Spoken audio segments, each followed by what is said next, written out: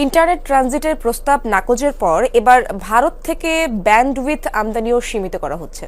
ITC অপারেটরদের কাছ থেকে পাইকারি ক্রেতা হিসেবে আইআইজি অপারেটরগুলোর 50% বেশি আমদানি করা ব্যান্ডউইথ কিনতে পারবে না।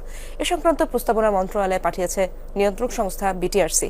ধারণা করা হচ্ছে দ্রুতই প্রস্তাবনা অনুমোদন হয়ে আসবে।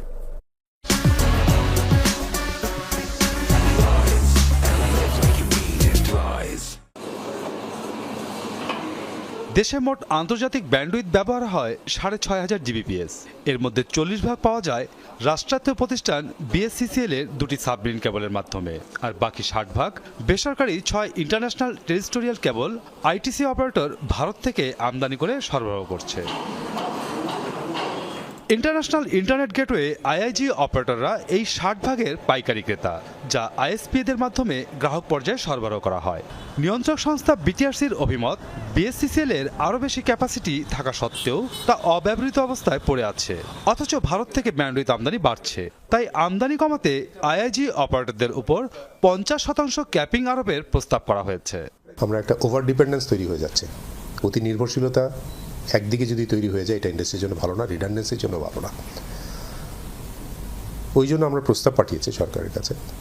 আমার আইআইজি যারা আছেন, যারা সার্ভিসটা ব্যান্ডউইথটা নেন, ওনারা তাদের যে টোটাল ব্যান্ডউইথ আছে সেই ব্যান্ডউইথের 50%-এর বেশি টেরিটোরিয়াল থেকে নিতে পারবেন না। সো বাকি 50% তাদেরকে এদিক থেকে নিতে হবে, সাবমেরিন বা ওনার কাছ থেকে নিতে হবে।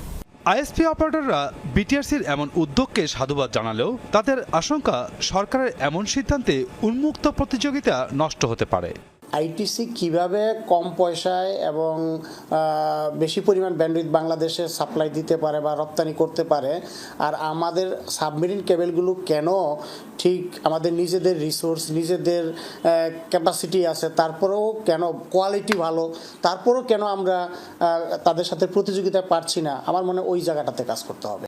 রাষ্ট্রায়ত্ত প্রতিষ্ঠানের ব্যান্ডউইথের চড়া মূল্য, বাজার উপযোগী বিপণন প্রক্রিয়া না থাকা এবং সেবা প্রদানে দীর্ঘসূত্রিতার জন্য অপারেটররা আমদানি করা ব্যান্ডউইথ বেশি কিনতে আগ্রহী হচ্ছে, এমন অভিমত প্রযুক্তিবিদদের।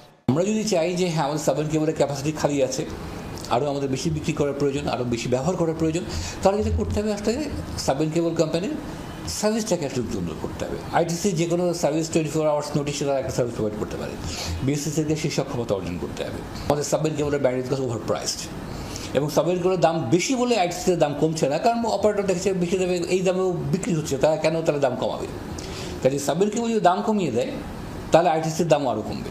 বিএসসিসিএল এর সেবার মান বৃদ্ধির জন্য উদ্যোগ নেওয়া হচ্ছে বলে জানান বিটিআরসির চেয়ারম্যান।